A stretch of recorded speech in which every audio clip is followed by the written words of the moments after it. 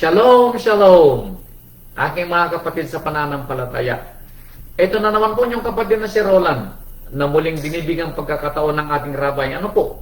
Na makapangaral muli ng kanyang salita. At sana, ano po?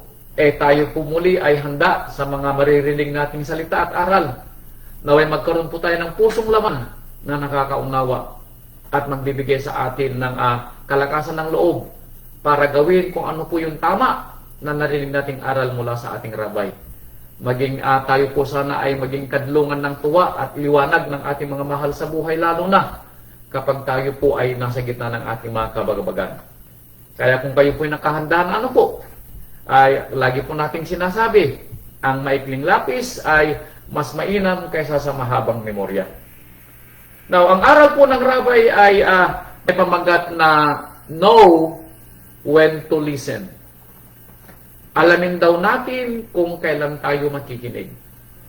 Now, alam po ninyo, sa katotohanan, ang pinakaunang dahilan kung bakit napapariwara tayo sa buhay, sometimes hindi tayo marunong makinig. Sa dami ng ating mga napapakinggan, hindi natin alam kung alin dito yung ating dapat pakinggan. Hindi natin alam kung alin dito yung dapat nating sundin. Lalo na kapag tayo po ay nasa gitna ng ating mga kabagabagan, pag tayo po ay nasa gitna ng ating mga pagsubok sa buhay, alam po ninyo, ang dami nating naririnig na kwento. Ang dami nating naririnig na payo. Pero kung minsan, mali yung ating napapakinggan. Hindi natin alam kung kailan tayo titigil at makikinig. Dahil karamihan, yung mga bunganga natin, ang mga nagsasalita at naririnig natin. Naririnig natin lahat. Maliban sa tamang payo. Maliban sa tamang lingkod na ipinadala ng Ama. At karamihan, sabi ko nga, mas naririnig natin ang ating mga sarili na nagsasalita. Kaya talasasin po natin ang kwento ng rabay, At sana, may matutunan po tayo dito sa aral na ibinigay niya sa atin. Katulad po ng nasusulat dito sa aklat ng Kawikaan. Simulan po natin dito sa aklat ng Kawikaan. Para mapagigyan po natin kung paano ba natin malalaman kung kailan tayo makikinig. At ano yung may dudulot sa atin sa tamang pakikinig. Sabi niya dito sa aklat ng Kawikaan, chapter 4, verse 2. Sabi niya dito, sapagkat bibigyan ko kayo ng mabuting aral, huwag ninyong bayaan ang aking kautusan. Now, ang mga naririnig daw nating kwento at aral mula sa rabay, ikabubuti natin. Now, ang tanong, kung makikinig tayo, kung nauunawaan natin, and kung gagawin natin. Dahil kanina lang nag-post yung aming dalaga. Sa dami-dami ng kanyang ipinupost, linggo-linggo na mga aral. Sabi niya, bakit ko ginagawa ang mga bagay na ito? Sabi niya, nagtatanong siya. Dahil yung kanyang post, alam niyo po kung ilan ang mga nanonood doon sa aral po natin sa YouTube. Yung isang post po niya, 3. Yung isa, 0. Sabi niya, bakit pa ako nagpapagal? Sabi ko naman, hayaan mo bide. Sabi ko, sa bang susunod na araw, sabi ko, magiging sikat ako sa YouTube. Now, ang ibig sabihin po, halos walang nanonood ng video po natin. Bakit? Dahil, karamihan po sa atin ay busy. Ayan. Alam po, wala pong problema sa mga patuloy na nakikinig at, regular na umaantabay sa ating kwento o sa ating sabat. Ang problema sa mga kapatiran po natin na walang panahon para matuto sa aral. Yun po yung nakakalungkot. Meron silang panahon sa ibang mga bagay pero wala silang panahon sa aral. Kaya talasasin po natin ang kwento na matuto tayo sa aral na ibinibigay ng ating rabay. Dahil sabi niya rito na kung tayo daw ay gusto nating matuto, makinig tayo sa aral at ibuhay natin kung ano man yung ating mapapakinggan. Kaya sabi pa niya dito sa aklat ng Mateo, puntahan pa natin dito sa Mateo, para mabigyan natin ng background ang kagandahan ng mabuting pakikinig. Mateo chapter 11, verse 15.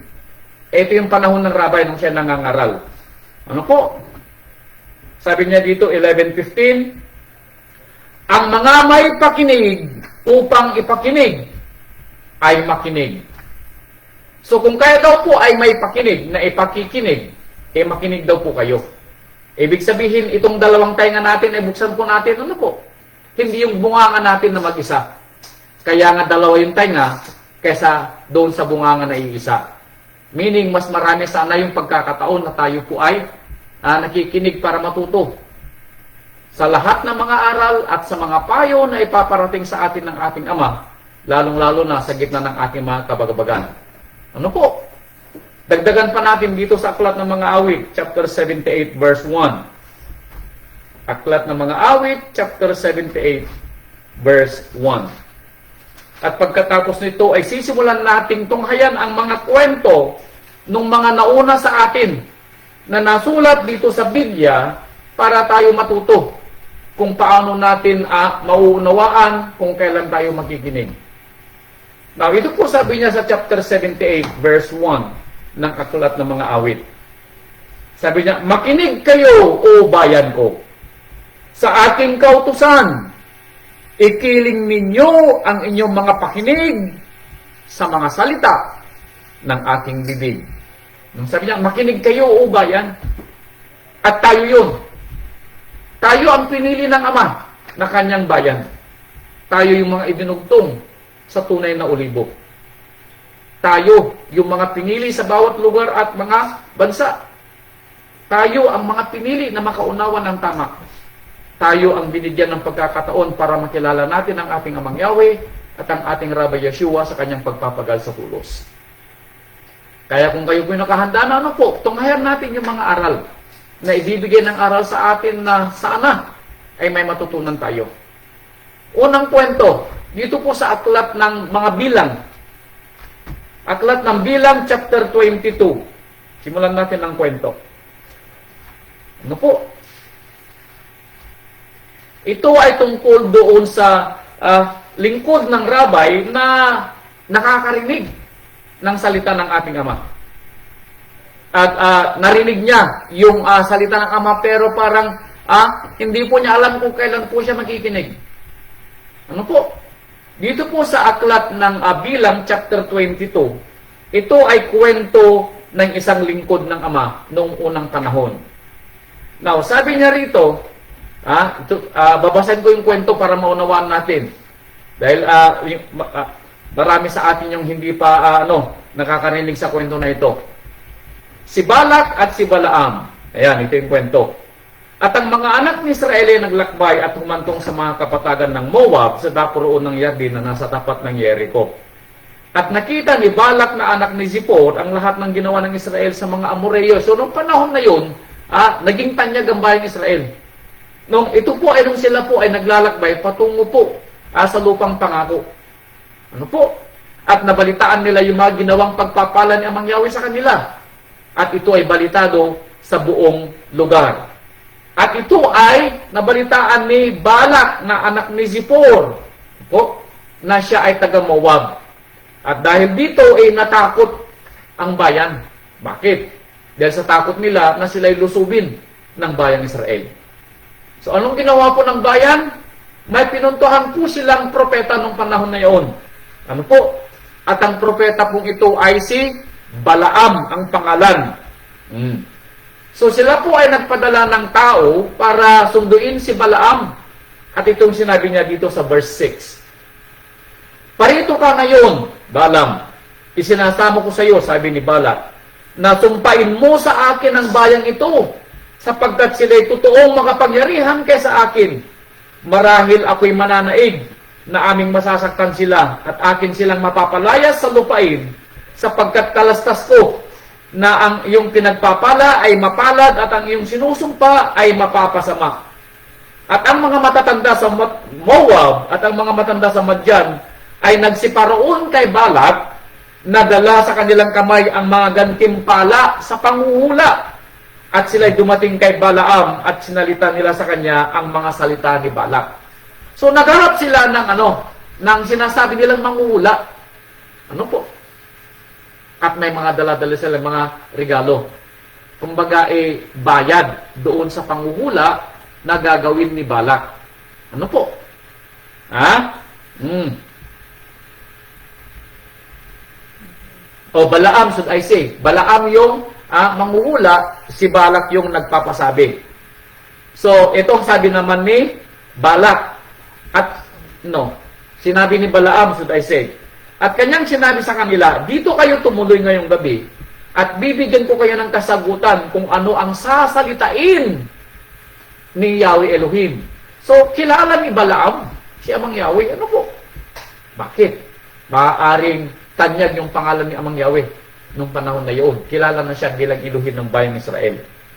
And sabi niya rito, hihintayin ko ang salita ni Amang Yahweh. Sabi niya. At ang mga prinsipe sa Moab ay tumuloy na kasama ni Balaam. Ito na yung kwento, verse 9. At ang ating Elohim na si Amang Yahweh ay naparoon kay Balaam at nagsabi, sinong mga taong ito ang kasama mo? Ito yung katanungan.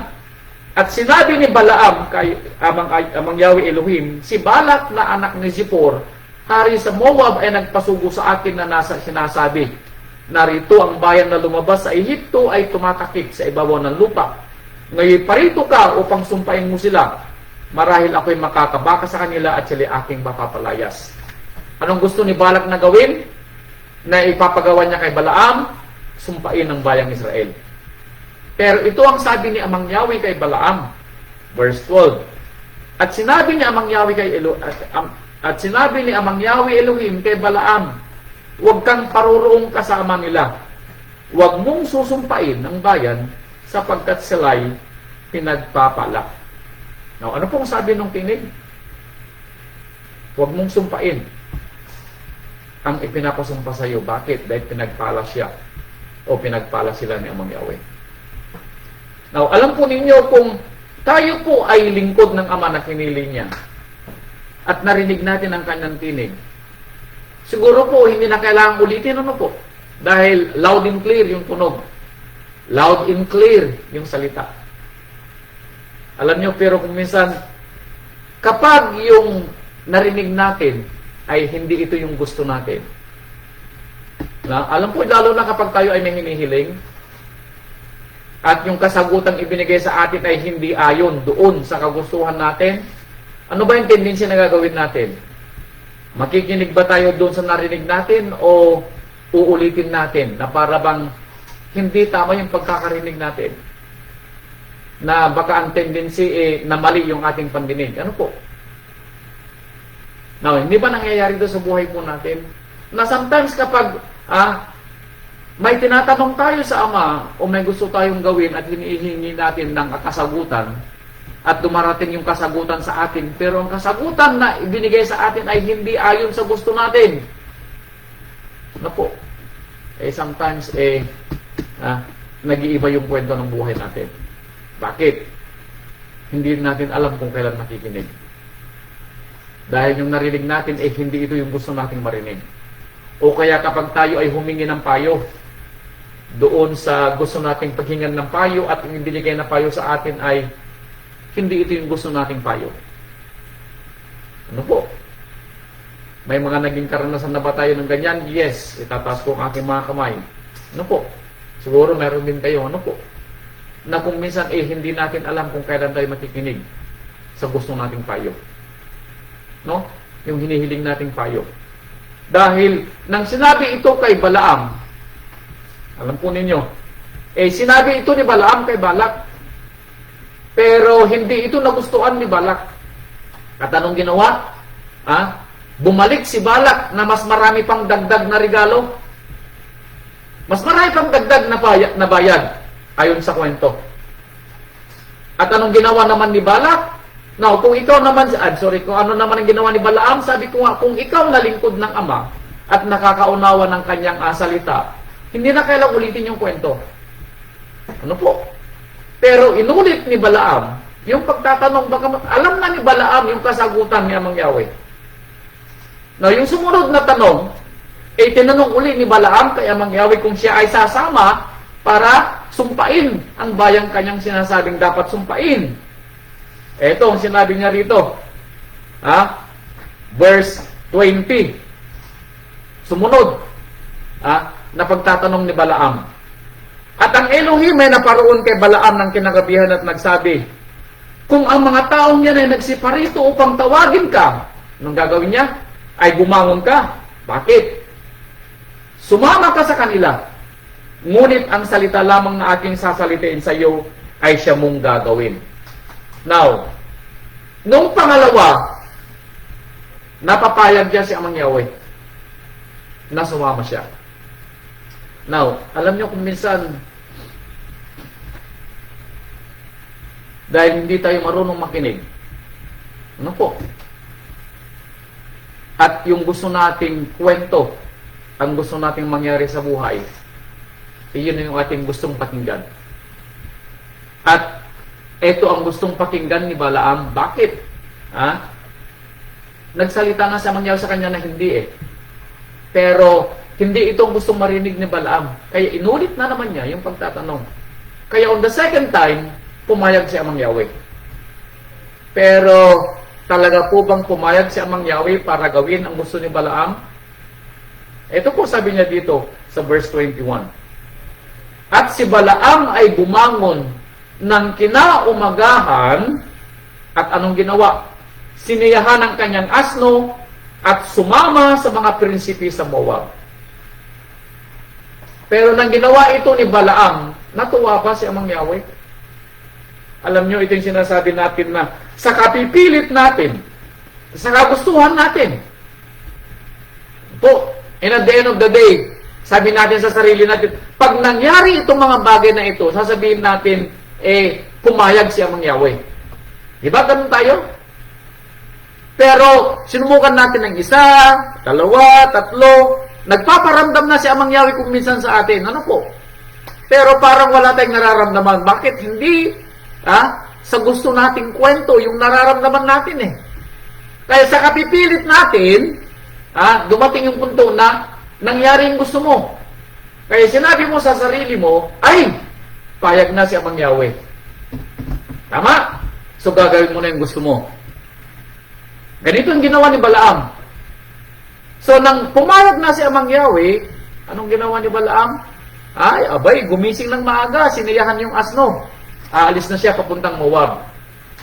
Pero sabi niya dito sa verse 22, ang galit ni Amang Yahweh kay Balaam ay nagningas. Bakit? Sapagkat siya'y pumunta.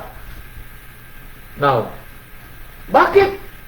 Sinasabi dito na nagningas ang galit ni Amang Yahweh at handa niyang patayin si Balaam at ang anghel ni Amang Yahweh, sabi niya, ay lumagay sa daan na pinakakalaban niya. Bakit? Papatayin niya si Balaam. Anong ibig niyang sabihin? Dahil sa katigasan ng ulo ni Balaam, pagkapahamak ang naghihintay sa kanya, bagamat sa kanyang pangunawa, napapayag niya si Amang Yahweh. May mga pagkakataon, mga kapatid, na ganito yung nangyayari sa ating buhay.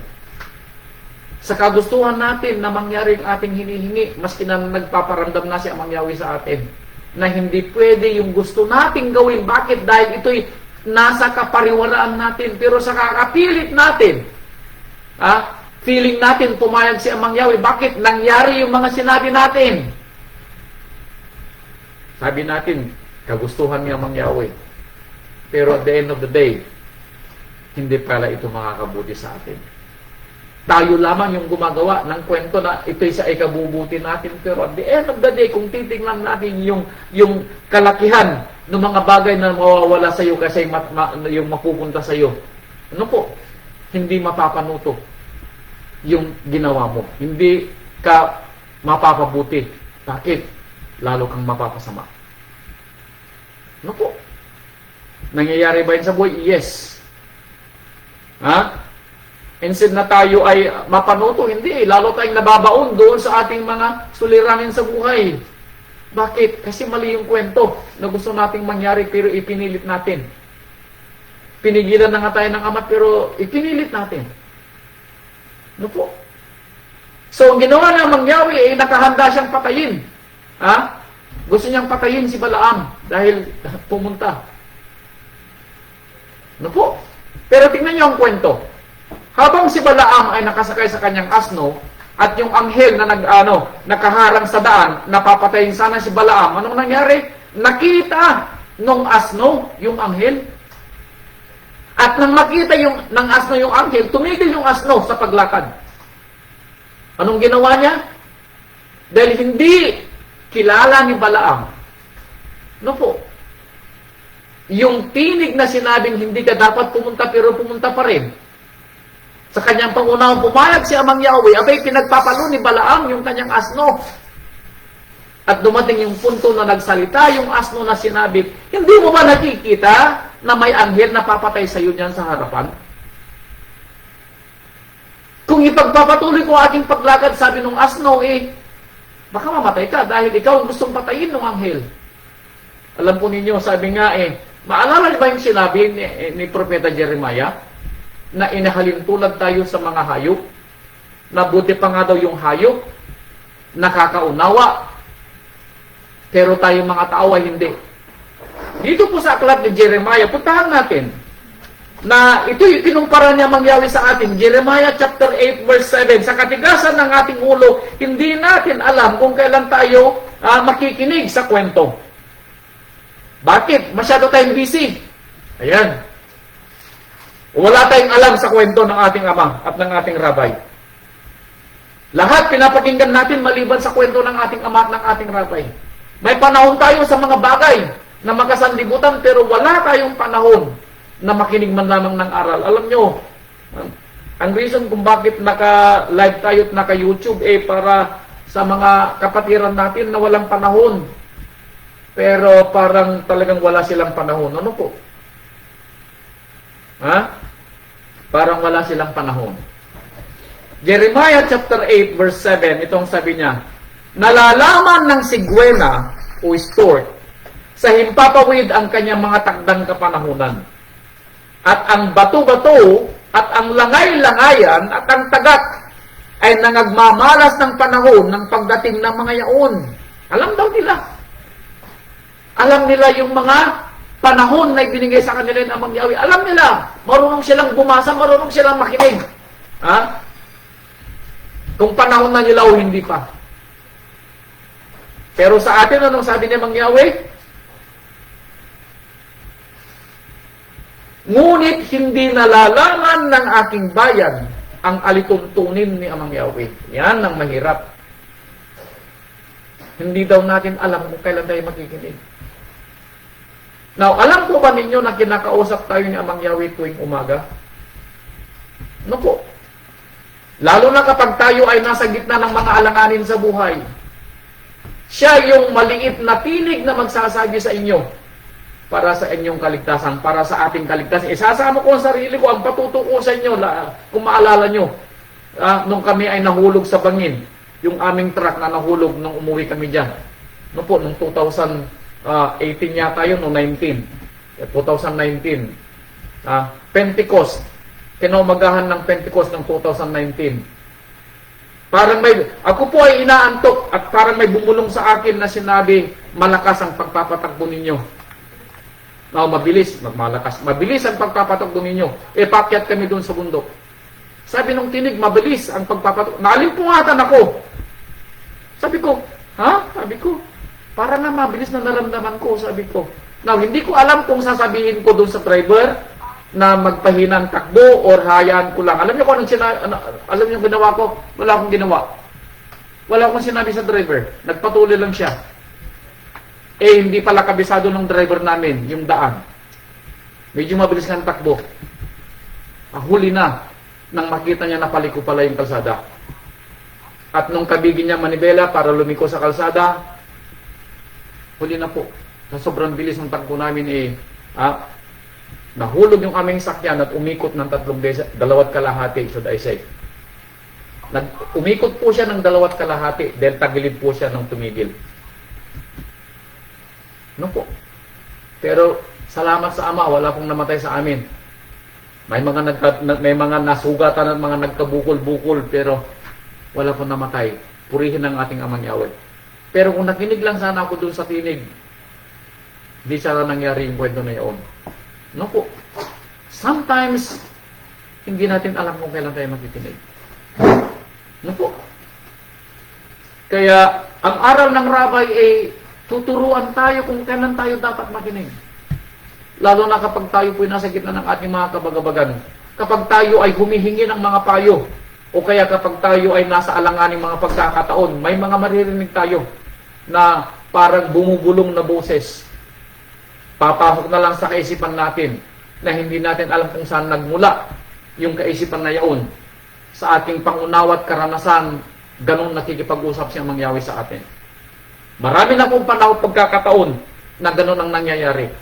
Kapag nagmamaneho ko ng sakyan, sasabihin na lang yan magdahan-dahan ka. O kaya tumigil ka.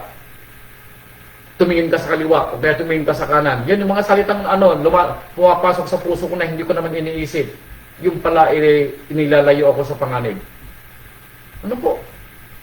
So, makikita po natin na talagang ang ating Ama hindi nagpapabayaan sa atin. Ang problema lang sa atin hindi tayo marunong makinig. Hindi natin alam kung kailan tayo makikinig. Ano po? So, ito po yung kwento ni Balaam na kung hindi dahil sa nakita ng asno yung anghel, namatay na po sana si Balaam. Sa katigasan po na ng kanyang ulo, hindi niya alam kung kailan siya makikinig. Sumunod na kwento. Ito pang sumunod na kwento, Pangalawang Kronikas. Pangalawang Kronikas, chapter 18. Ayan. Bigyan natin ng susunod na kwento na tayo ay matuto. Pangalawang Kronikas, chapter 18. Sumunod na kwento kung kailan tayo dapat makinig. Pag narinig natin yung tamang hatok, yung tamang payo. Ano po?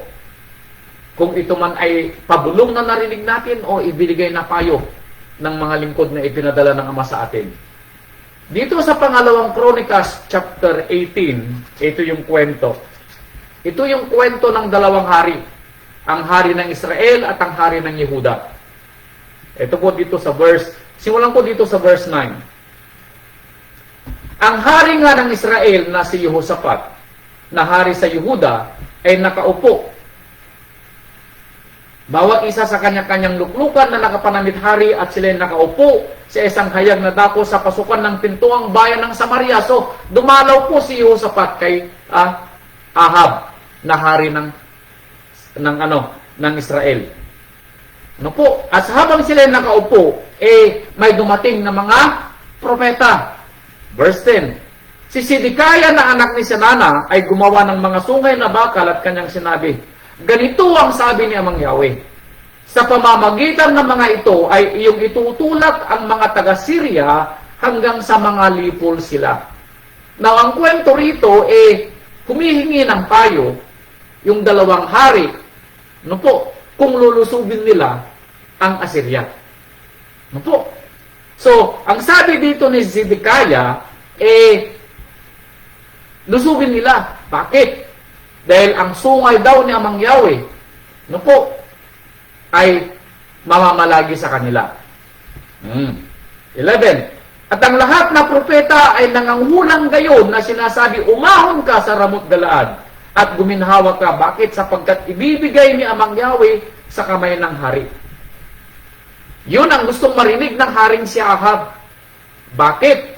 Dahil gusto niyang lusubin ang Syria.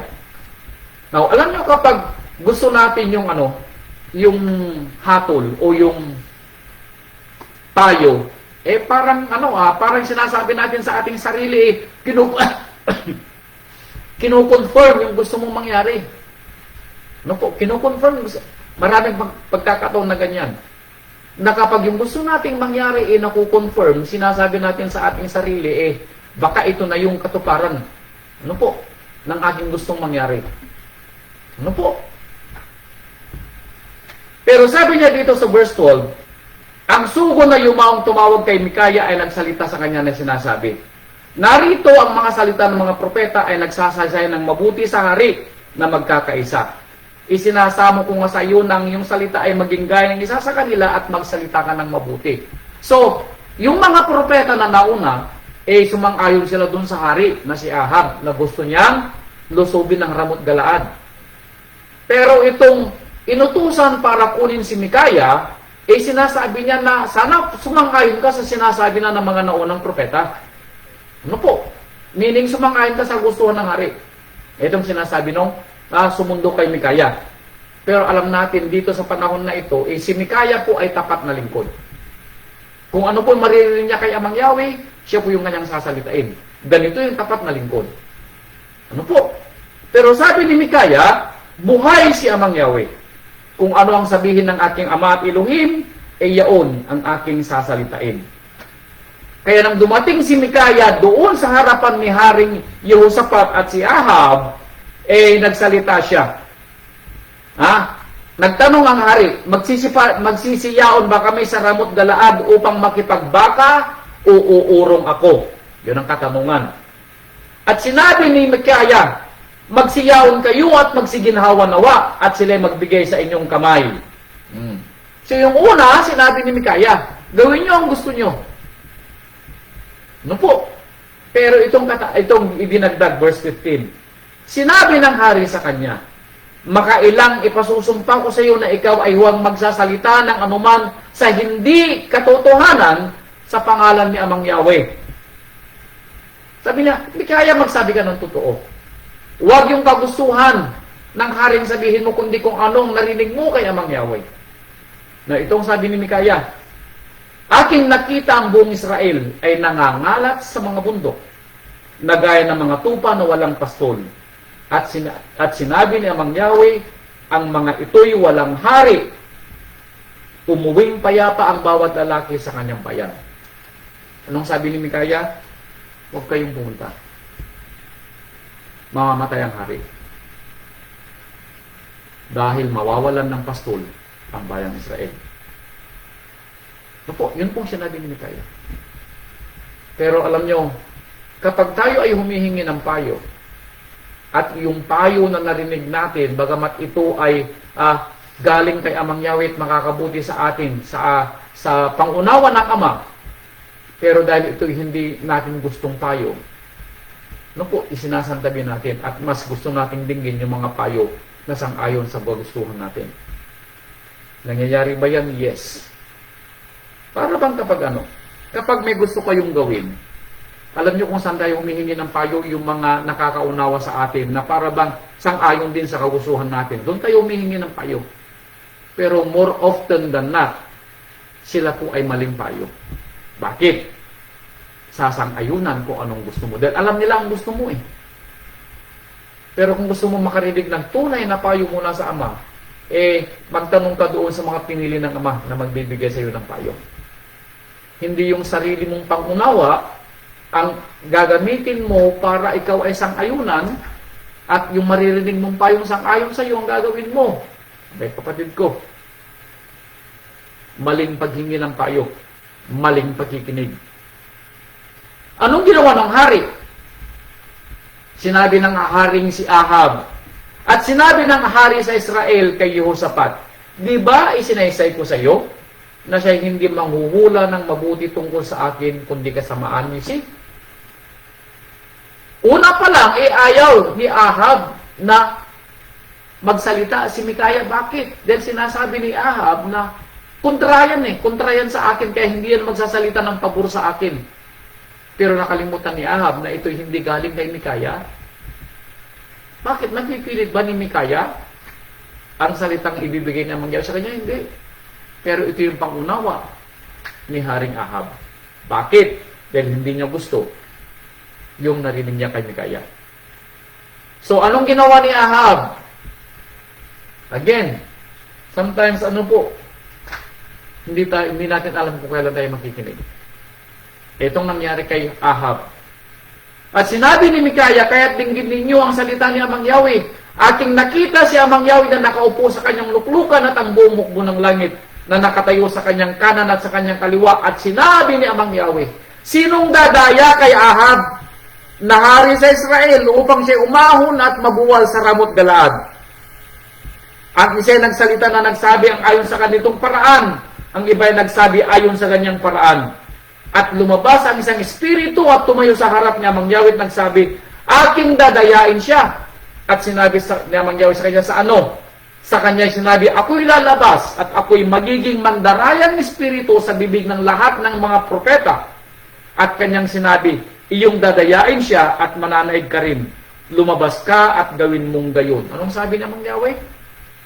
Dayain ninyo si Ahab. Sabihin ninyo na pumapayag ako pero hindi ito mangyayari. Ano po? Kaya ganito ang sinabi ng mga naunang propeta. Sila pala ay mga mapanlinlang na espiritu na kung minsan ay si Amang Yahweh yung nagpapadala. Bakit? Dahil sa katigasan ng kanyang ulo. Alam ni Amang Yahweh na si Ahab ay hindi makikinig kay Mikaya. Kaya nagpadala siya ng manlilin lang sa kanya na salita. Ibig sabihin, hindi ba ganito rin ang mangyari sa atin kung ang ating mga puso ay makikita ni Amang Yahweh na may katigasan? At alam niya na hindi tayo nakikinig sa mga lingkod ng kanya ipinapadala sa atin para magbigay ng aral. Kaya ang naririnig nating kwento ay yung kwento na gusto natin na ikapapariwara natin balang araw. Anong nangyari dito? Ngayon nga, narito inilagay ni Amang Yahweh ang mandarayang espiritu sa bibig ng iyong mga propeta. Si Amang Yahweh nagsalita ng kasamaan tungkol sa iyo. Now, anong nangyari?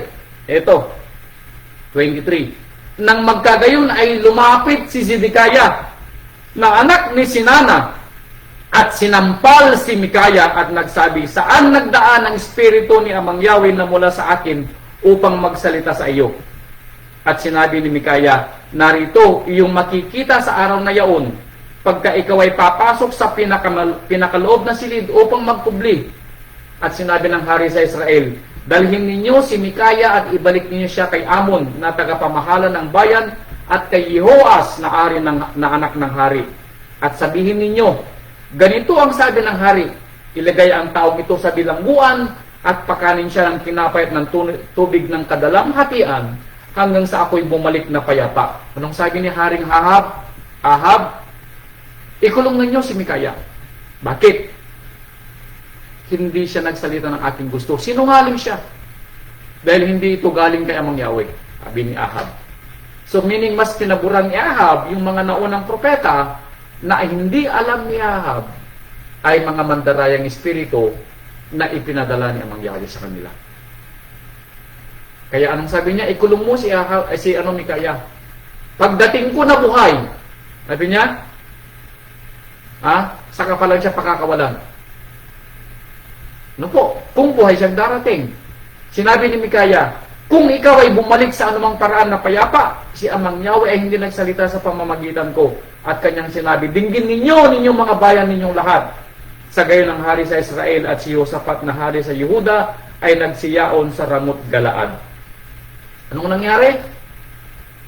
Bumalik ba na buhay si Ahab? Sabi po niya rito, verse 34.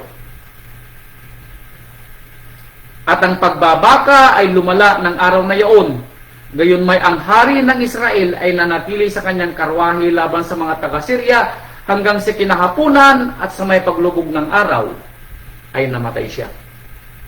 Namatay po si Haring Ahab. Bakit? Dahil mali yung narinig niyang kwento.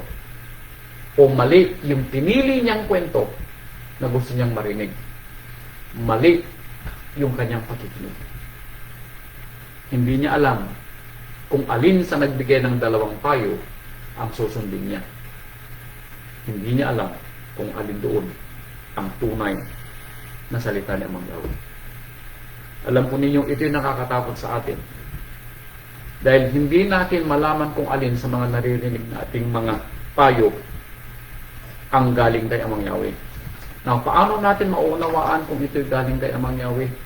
Kapag tayo po ay nakikinig ng mga salita ni Amang Yahweh, no po, at may mga karanasan tayo sa kanyang mga pananalita sa atin, at kung paano siya nagpapadala ng kanyang mga lingkod para magbigay sa atin ng payo, tayo po'y magkakaroon ng pangunawa na ito'y galing kay Amang Yahweh.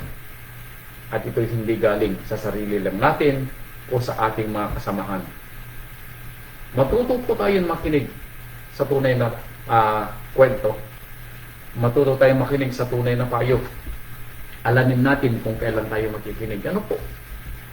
Dahil instead na mapanuto po tayong buhay natin, baka mapariwara po. Ano po?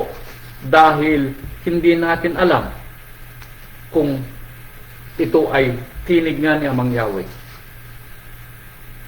Dahil hindi natin alam na hindi natin mapagtanto kung ito nga ay si Amang Yahweh.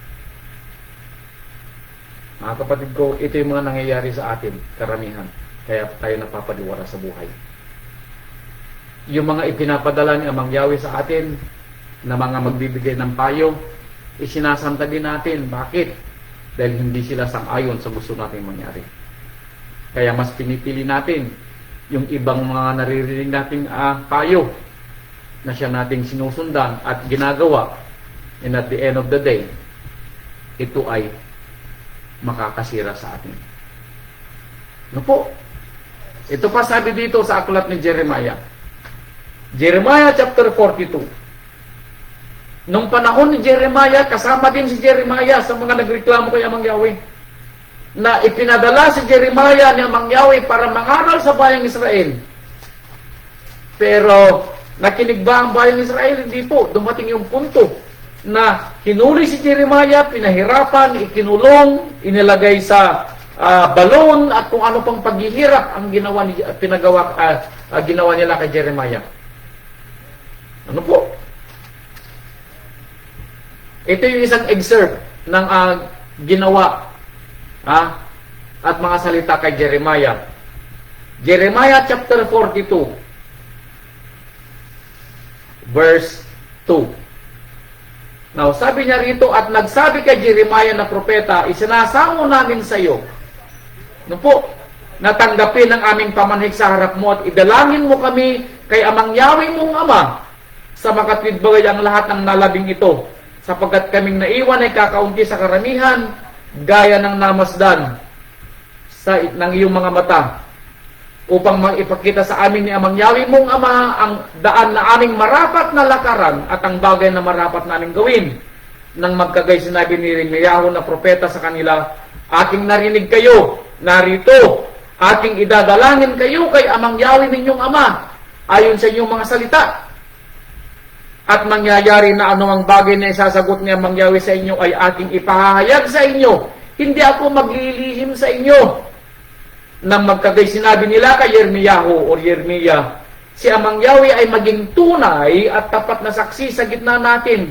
Kung hindi nga namin gawin ang ayon sa buong salita na ipasusugo sa iyo ni Amang Yahweh mong Ama sa amin, maging mabuti o maging masama, aming tatalimahin ang tinig ni Amang Yahweh nating Ama na siya naming pinagsusuguan sa iyo upang ikabuti namin pagka aming itinatalima ang tinig ni Amang Yahweh nating Ama. Anong sabi ng mga humingi ng payo kay Jeremiah? Sabihin mo kung anong sasabihin na atin sa amin ni Amang Yahweh, sabi nila. At so, tatalima kami. Ano po? Now, sana nga ano po? Dahil yung mga nauna rito, walang tumalima kay Jeremiah. Now, I pray, sabi niya, kami na natira, ito'y pagkatapos, ano po? Nadalhin yung mga bihag sa Babylonia, yung mga iniwan sa Jerusalem. Ang sabi nila, kami na natira, sabihin mo sa amin kung ano mangyayari sa amin at tatalima kami sa iyo. After na makita nila yung mga pangyayari na totoo, yung mga sinabi ni Jeremiah.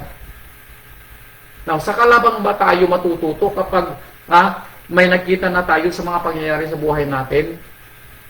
Sana nga, matuto tayo. Pero kung minsan, instead na matuto tayo, hindi parang hindi tayo natututo. May nangyari na nga na ipinakita sa iyo ng Ama na pangyayari sa buhay ng isang kapatid o isang kapitbahay o isang kakilala. Pero parang wala kang nakita. Bakit? Again, hindi ito yung gusto mong makita. Mali ang iyong naging pakinig. Hindi mo alam kung kailan ka makikinig. Yan ang problema. Lahat pinapakinggan mo pero hindi mo alam kung kailan ka makikinig. Pag sinabing hindi mo alam kung kailan ka makikinig, meaning hindi mo alam kung kailan ka tataliba, doon sa naririnig mo magbibigay sa iyo ng magandang payo. Pero sabi nila rito, sa ikabubuti man namin o sa ikasasama, Kung ito ay galing kay Amang Yahweh, sabi nila, susundin namin. Now, alam naman natin na kung ito ay galing kay Amang Yahweh, maaaring sa una, ikakasama mo, pero at the end of the day, sa iyong lalong ikabubuti. Pansamantala lang probably yung ikasasama na sinasabi mo. Pagtitiis siguro ng konti. Ano po? Pagtitiis ng konti. Pero kapag nalagpasan mo yung pagtitiis, kabutihan na hanggang sa dulo. Maaaring ganon ang pangyayari. Dahil kapag si Amang Yahweh ang nagsabi, ano po?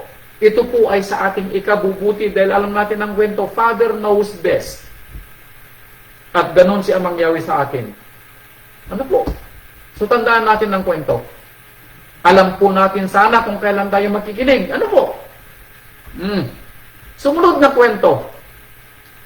Pangalawang Samuel chapter 24. Ito, dagdag na kwento. Pangalawang Samuel chapter 24.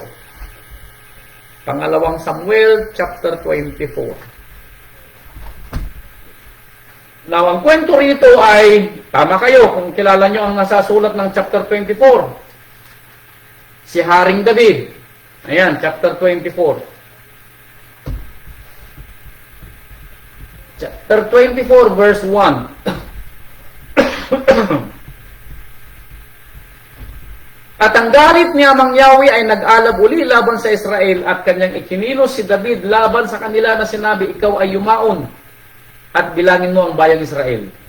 At sinabi ng hari kay Joab na puno ng hukbo na kasama niya, magparuot parito ka nga sa lahat ng mga lipi ng bayang Israel mula sa Dan hanggang sa Beersheba at bilangin ninyo ang bayan upang aking maalaman ang kabuuan ng bayan.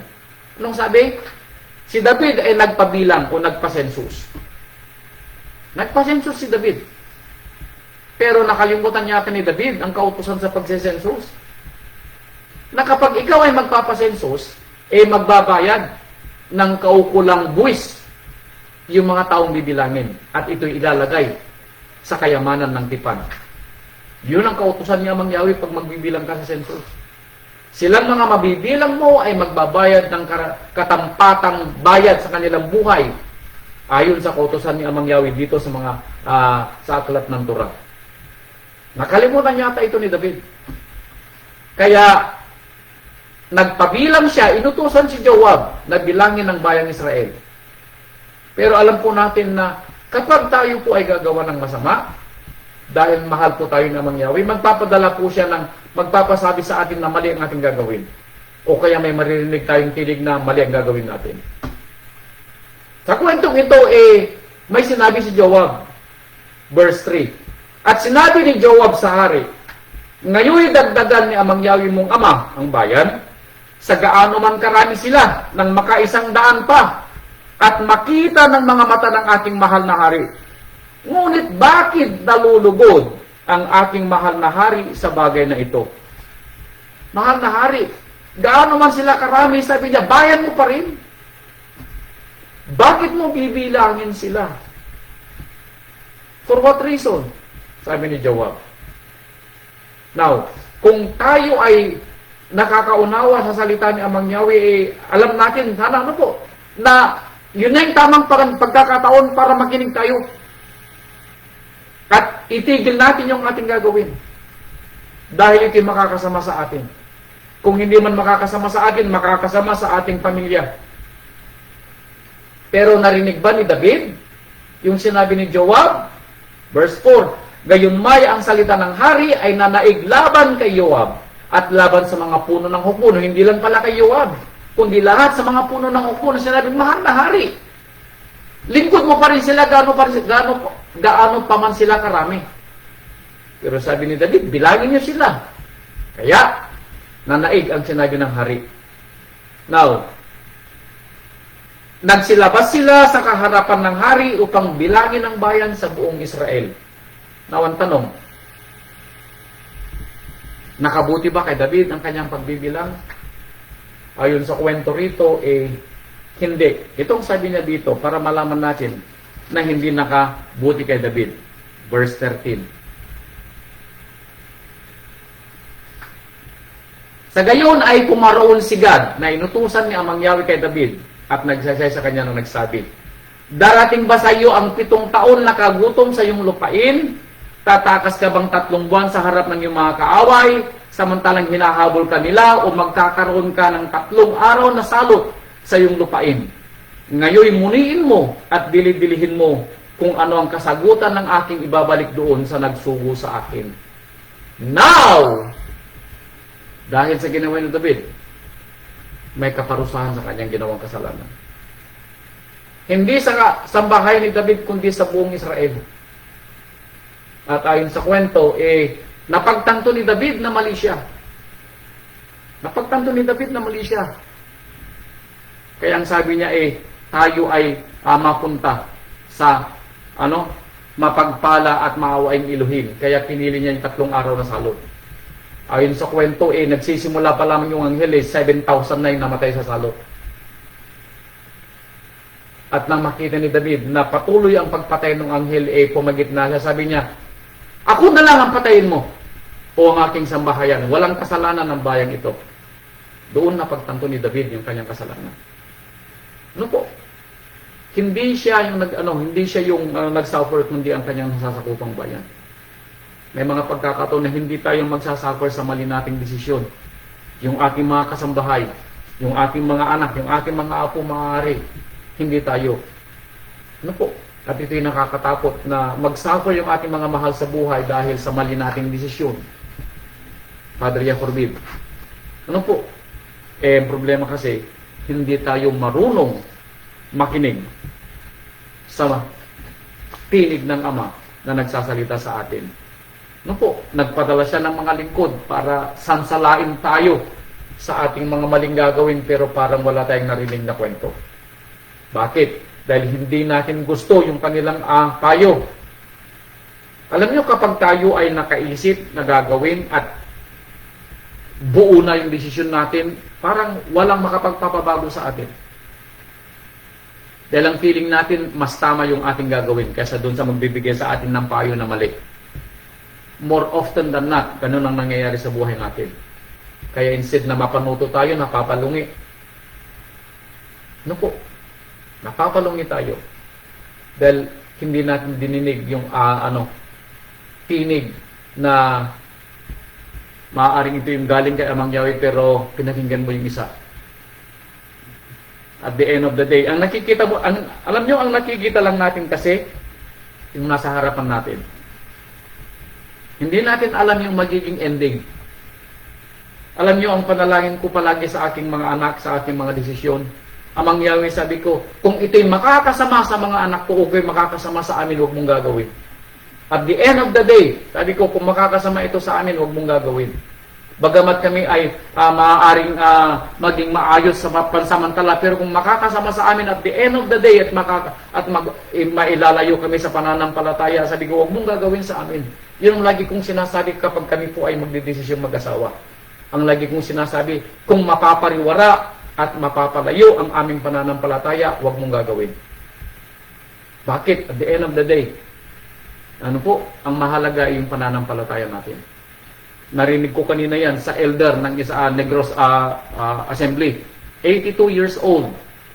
Sabi po niya, ang mahalaga po, sabi niya, yung pananampalataya natin kay Amang Yahweh sa buhay na ito, sabi niya. 82 years old. Na kung tayo, na bata-bata, matututo sa kanila na ang pinakamabuti at ang pinakamahalaga ang pananampalataya natin at the end of the day, hindi natin iisipin yung nasa harapan natin. Dahil baka yung mga nasa harapan natin ang magiging dahilan para tayo po'y makalimot kay Amang Yahweh. At alam po niyo, nakakatakot, yung iwanan natin ang pagsamba, tayo na yung nasa sambahan. Ano po? Alam po ninyo, nung ako'y nagsisimula sa pananampalataya, ang pangarap ko noon, nung ako po'y maging pastor, kapitbahay ko ang sambahan. Yun ang pangarap ko. Dahil gusto kong makita ng mga anak ko yung tamang pagsamba. Gusto kong lumaki ang mga anak ko na may pinagsasambahan. Yun ang pinangarap ko noon. Ano po? Kaya nung kami mapunta rito, tinanong ko kay Amang Yahweh, sabi ko, bigyan mo kami ng mapagsasambahan. Dahil hindi pwedeng wala kami mapagsambahan. At the end of the day, sabi ko, ang mahalaga po yung aming pagsamba. Dahil nakakatakot na maangkin man po natin ang buong sanlibutan, anong sinasabi ng ating rabbi. Feeling natin kasi nasa harapan lang natin maayos ang ating trabaho, pero wala naman tayong pagsasambahan. Nakikita mo na yung mga anak mo, nakukuha nila yung kanilang mga gusto, nabibili ng kanilang mga gusto, pero tanong mo sa sarili mo, at the end of the day, pag ganito palagi ang mangyayari, asaan ang pananampalataya? Baka dumating ang panahon, makalimutan ng mga anak natin ang pananampalataya. Bakit? Dahil wala na silang nakikita ang pagsasambahan.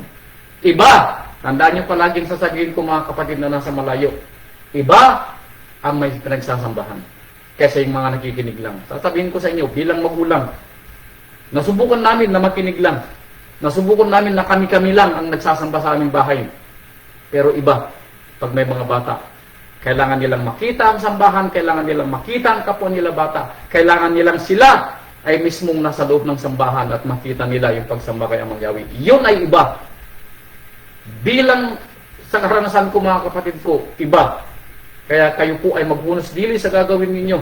At the end of the day, alin ang mahalaga sa inyo? Tanong nyo sa sarili ninyo, alin ang mas mahalaga sa buhay na ito? Dahil kapag nawala po ang pananampalataya, si Haring Solomon ang magsasabi sa atin sa aklat ng kanyang Ecclesiastes. Itong sabi niya sa aklat ng Mangangaral. Mangangaral, Ecclesiastes chapter 12 verse 13. Itong sabi niya sa Ecclesiastes, itong tandaan ninyo dahil naging karanasan namin mag-asawa ito. Ecclesiastes chapter 12 verse 13. Ito ang wakas ng mga bagay. In this life, sabi ni Solomon, ito ang mga wakas ng mga bagay. Bakit? Nakita ni Solomon ang buhay na ito. Nabuhay siya ng marangya. Siya ang pinakamatalinong nabuhay sa ibabaw ng lupa. Nabili niya ang lahat niyang gusto. Napagawa niya ang lahat ng gusto. Nagpagawa siya ng kanyang mansyon. Ng kanyang palasyo.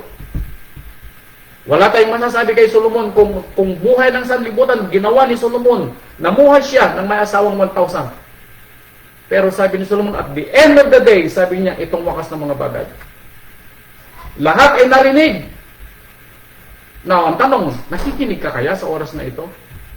Papasok kaya sa pandinig mo? Ano po? Yung ibinibigay ng rabay sa iyo na aral?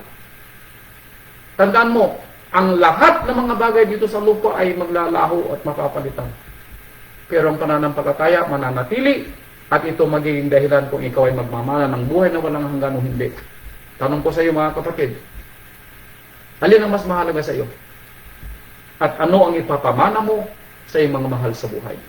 Anong ipapamana mo sa iyong mga anak?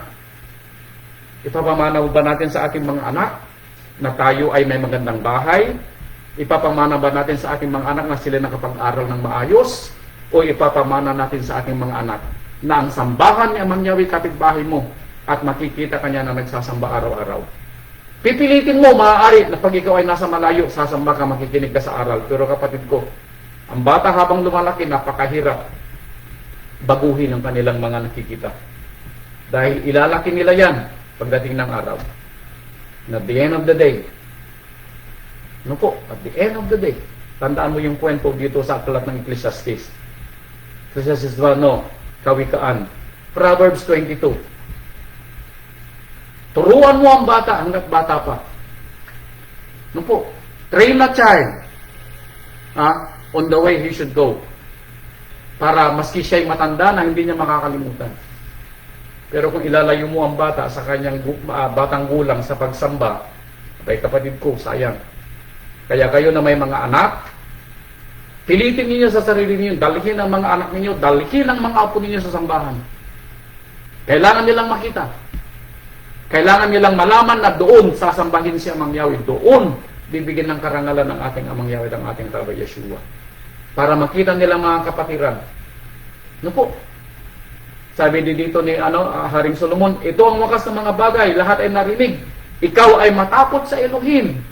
Bakit? Sundin mo ang kanyang mga utos. Bakit? Sapagkat ito ang kabuuan ng tao. This is the whole of man. Ang matakot kay Amang Yahweh sumunod sa kanyang utos. Tandaan ko yung kwento. Kaya, alin ang bibigyan natin ng pansin? At kailan tayo makikinig? Wala kayong excuse, mga kapatid ko, dahil hindi nagsawa ang rabay, hindi nagsawa o hindi nakalimot ang rabay na magbigay sa atin ng aral. at itataas ko ang kamay ko. Salamat sa Rabay. Ano po? Sa kanyang mga aral. Ano po? Kaya sabi niya dito, sunod ko na kwento. Unang Hari, chapter 12. Unang Hari, chapter 12. Dagdag pa na kwento.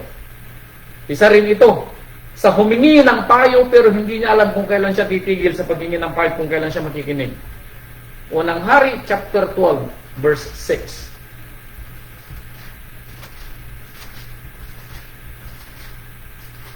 Unang Hari, chapter 12, chapter 6, verse 6 should I say. Ito ay kwento ni Roboam, na anak ni Solomon, na pumalit na maging hari.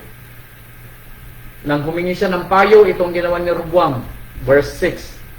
At ang haring Roboam ay kumuhang payo sa mga matanda na nagsilayo sa harap niya na nagsitayo sa harap ni Solomon na kanyang ama samantalang nabubuhay pa, na sinasabi, anong payo ang ibibigay niyo sa akin upang magbalik ng sagot sa bayang ito? Now, ang kwento rito pumunta yung 10 lahi kay Roboam.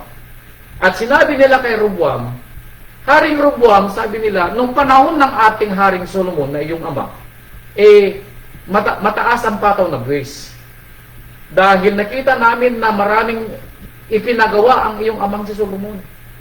Ngayon naman na wala ka nang gagawin, sabi ng mga Israelita, ang 10, bawasan mo yung atang sa amin. Hindi nila sinabing tanggalin. Bawasan mo. Ano po? Bawasan mo. Kaya humingi siya ng payo. Ang sabi ng mga matatanda, sabi niya,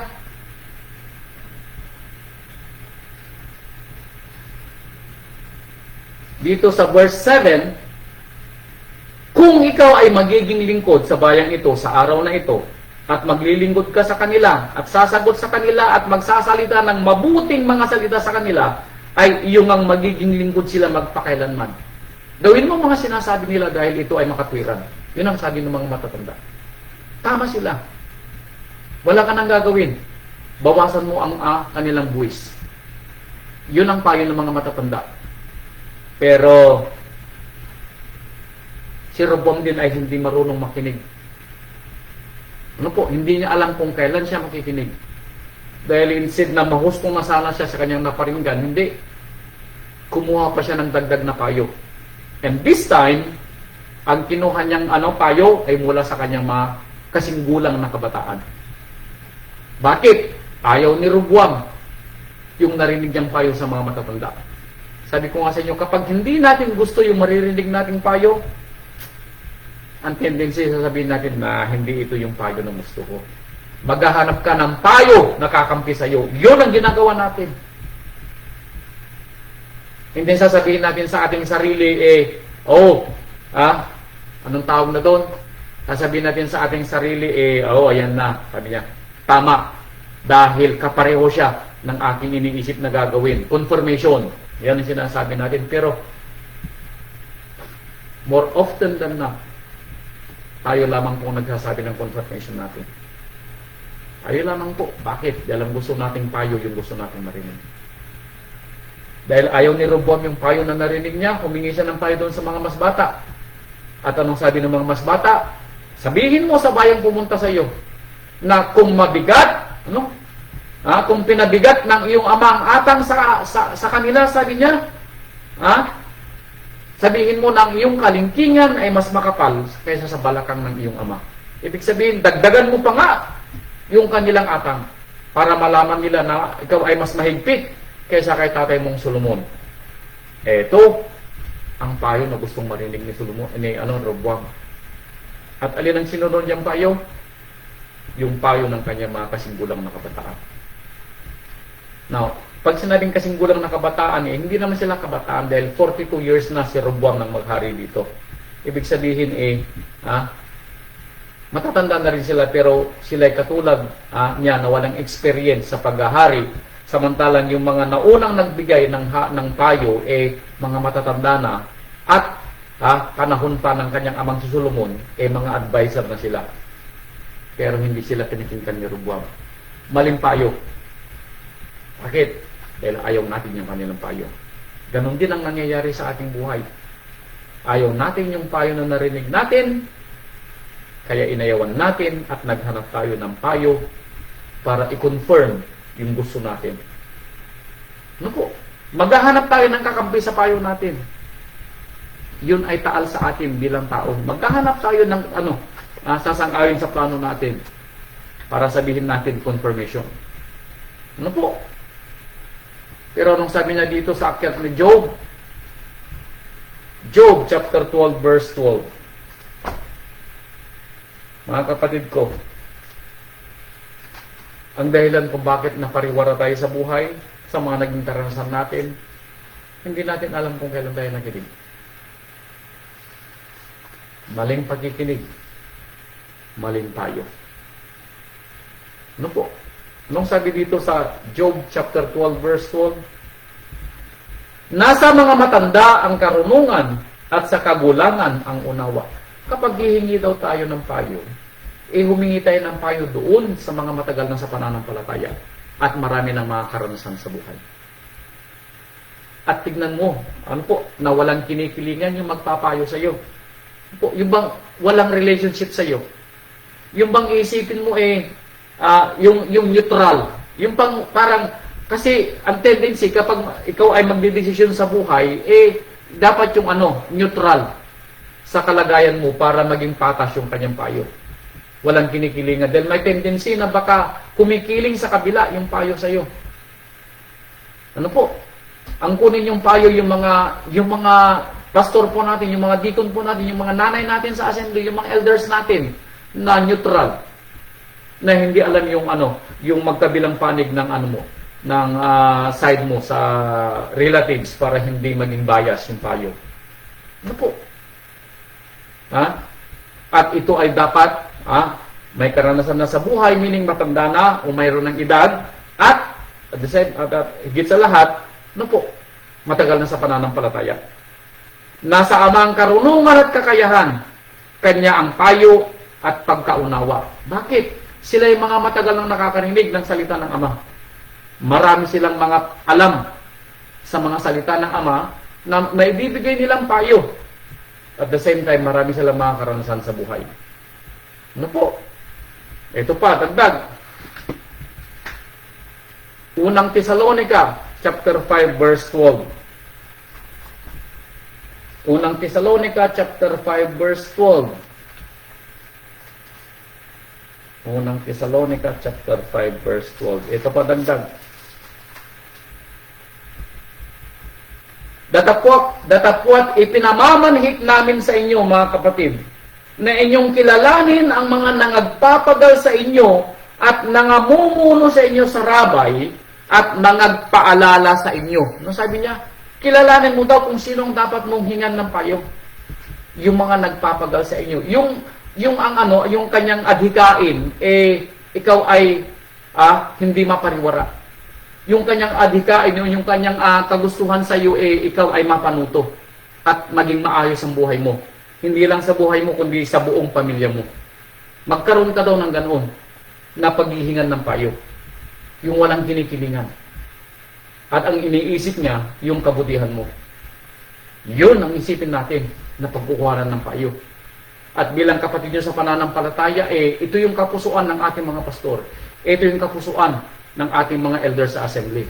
Ito yung kapusuan ng ating mga nanay. Na sila ay makapagbigay ng payo para sa ikabubuti mo. Dahil sila ay titimbang-timbang. Pagtitimbangin nila kung yung pros and cons ng tinatanong mo. Ibibigay nila yung, pag itong gagawin mo anak, maaaring ito ang mangyari. Pag itong gagawin mo anak, maaaring ito yung mangyari. Now, alin sa dalawa ang nakikita mo na mas makakabuti sa iyo? Ganun ang magbigay ng payo. Ano po? Then at the end of the day, ikaw magsasabi sa sarili mo kung alin sa dalawa na payong hinihingi mo ang akma sa iyo at mas makakabuti sa iyo at sa iyong buong sambahayan. Huwag mong titignan yung nasa harapan. Tignan mo yung at the end of the day, sa kabuuan, mapapanuto ba o mapapariwara? Now, paano mo malalaman na mapapariwara? Kapag inilalapit mo ang sarili mo sa sanlibutan at inilalayo mo sa Ama mapapariwara. Pero kapag nakikita mo na mas lalapit ka sa Ama, mas makikita mo yung pagmamahal ng Ama sa mga kapatiran, then, at the end of the day, yun ang piliin mo. Ano po? Huwag nating tingnan yung ating mga nasa harapan. Dahil tayo ay magkakaroon ng baka namamalikmata tayo. Dahil harapan lang natin ang ating tinitignan. Ano po? Hebrew, chapter 13, verse 7. Hebrew 13, verse 7. Ito pa dagdag. Hebrew 13, verse 7. Ito pa. Alalahanin ninyo ang nangagkaroon ng pagpupuno sa inyo na siyang nagsalita sa inyo sa salita ng Ama at sa pagdidili-dili ng wakas ng kanilang pamumuhay ay inyong tularan ang kanilang pananampalataya. Tingnan daw ninyo yung mga nauna na sa pananampalataya. Tingnan nyo ang kanilang mga buhay. Tingnan nyo kung paano sila i-ginive ng Ama. Paano sila nag-desisyon sa buhay. Paano lumaki ang kanilang mga anak. Paano pinatnubayan ng kanilang pananampalataya ang kanilang mga sariling buhay. Tingnan ninyo, sabi niya, kung paano sila namumuhay. Yun ang gagawin ninyong mga advisor. Yun ang inyong tatawagan paghingi ng tulong. Bakit? Dahil nagawa na nila ito sa kanilang mga buhay. Hindi na sila bago.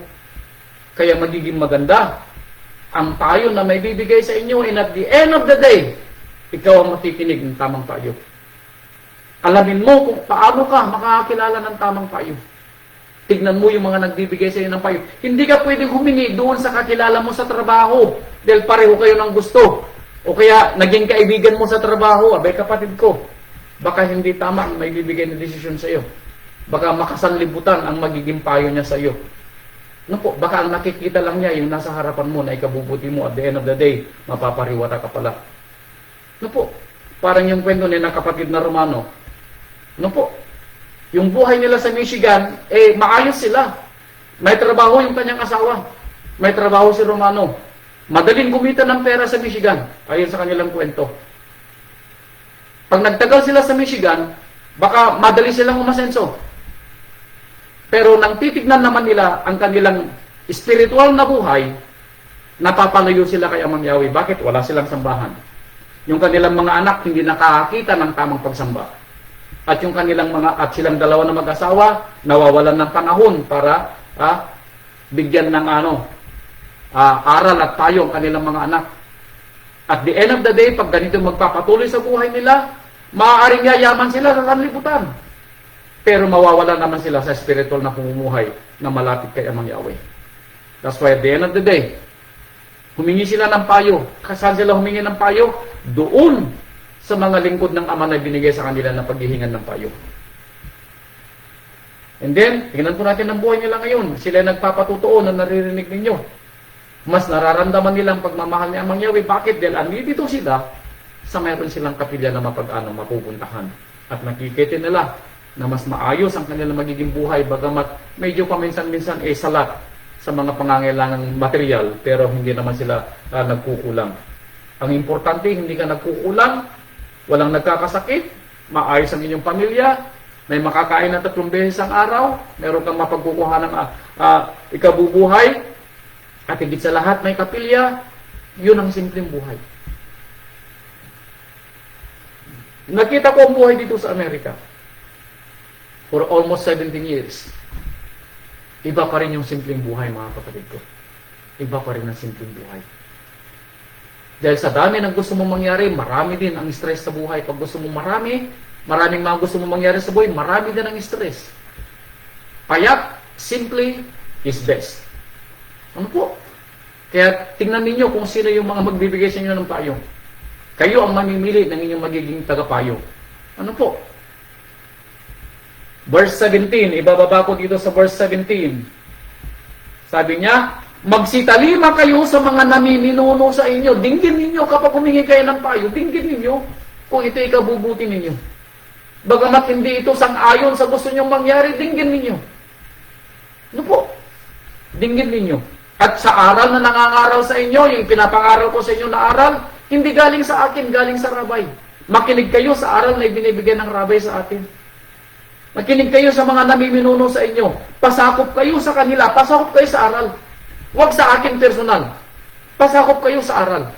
Dahil ako'y nagpapasakop sa aral.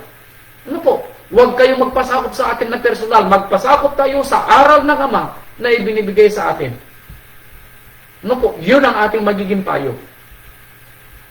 Sapagkat pawang nagpupuyat dahil sa inyong mga kaluluwa, pero kapag nakikita ninyo na ang ginagawa ng inyong mga pastor, ng inyong mga deacon, ng inyong mga elders, talagang pinagpapaguran nila na para kayo ay mapanuto sa buhay, sa espiritual na pangangailangan ng Ama, then, makinig kayo sa kanila. Tandaan ninyo, kami ay pinadala ng Ama para kayo ay bigyan ng hindi para bigyan ng mga material, ng mga comfort sa buhay, hindi. Wala kaming may bibigay ng material dahil pare-pareho tayo. Naghahanap buhay pa rin. Hindi pa ako bilyonaryo. Pag naging bilyonaryo na ako, siguro, pwede ko kayong pakainin 3 beses ang araw. Kung magagawa ko, bakit hindi? Pero more na gawain ng Amang gagawin natin. Material na bagay, sinasabi ko nga sa aking kapatid na si Romano, sabi ko, pag uwi ko sa Pilipinas, kubo lang ipapatayo kong bahay namin mag-asawa. Ano po? Hindi ko pinangarap na magpatayo ng mansion pag uwi namin sa Pilipinas. Kubo. Bakit? Dahil yung pera na may ipon namin kung meron man, gagamitin sa gawain ng ating Ama.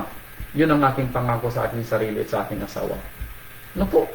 Kaya sabi niya, sapagkat pawang nangagpupuyat dahil sa inyong mga kaluluwa na parang sila ang nangagsusulit upang ito'y gawin nilang may kagalakan at huwag may hapis. Sapagkat sa ganito'y di ninyo matapakinabangan. Kapag lahat ng mga sinasabi ng ating mga pastor na ikabubuti ninyo, pero ayaw nyo dahil hindi nyo gusto, abay, magdarating ang araw, magtampo yung mga pastor ninyo, sasabihin nila sa kanilang sarili, wala silang pakinabang. Meaning, wala kayong pakinabang sa kanila. At walang silbi yung aral na naririnig ninyo. Manghihina yung mga yan, hindi na mangangaral. Sino mangangaral sa atin pag nanghina yung ating mga pastor? Bakit? Wala silang nakikitang mabuting pinupuntahan ng kanilang mga aral. Bakit? Walang nakikinig.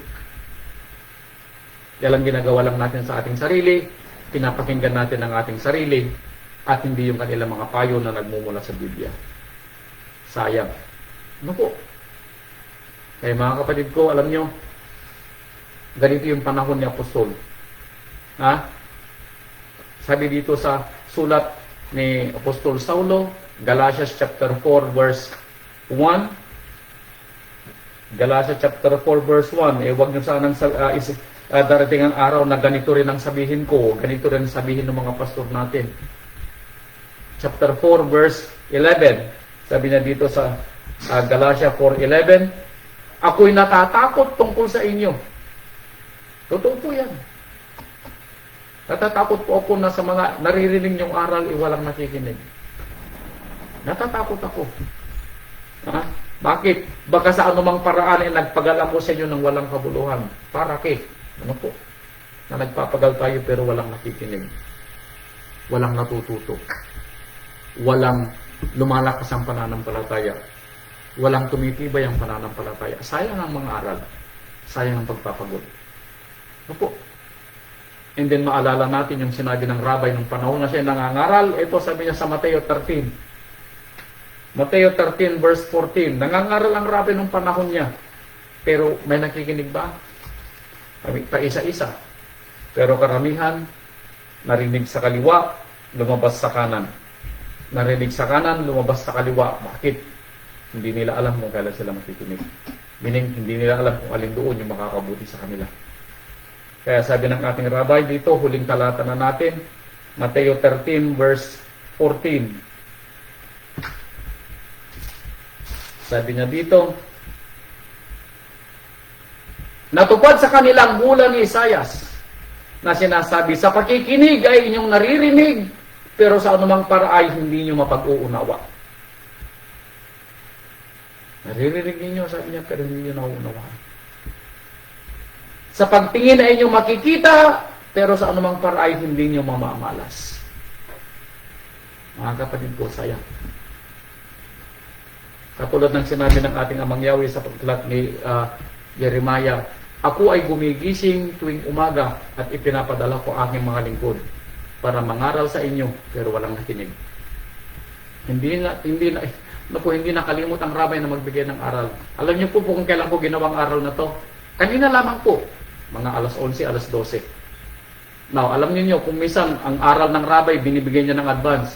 Kung minsan naman bago dumugog ang araw.